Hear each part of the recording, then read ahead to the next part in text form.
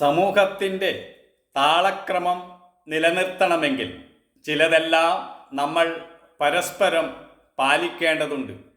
അപ്പോഴേ സമൂഹത്തിന് നന്മ കൈവരികയുള്ളൂ. നന്മയ്ക്കായുള്ള സ്വയം ക്രമീകരണമാണ് അച്ചടക്കം. സ്വയം ക്രമീകരണം സാധ്യമായിട്ടില്ലാത്ത വ്യക്തികൾ എവിടെയായാലും അസ്വസ്ഥരായിരിക്കും, അസംതൃപ്തരായിരിക്കും. സ്വയം ക്രമീകരണം പലതരത്തിൽ നടത്തേണ്ടി വരും.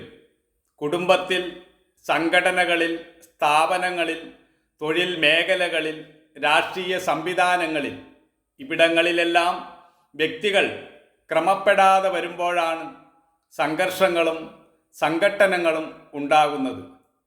ക്രമഭംഗിയിലാണ് സമാധാനമിരിക്കുന്നത്. ക്രമം തെറ്റിയാൽ എവിടെയായാലും അച്ചടക്കമുണ്ടാവില്ല. അവിടെ കലഹങ്ങളും കലക്കങ്ങളും ഉണ്ടാകും.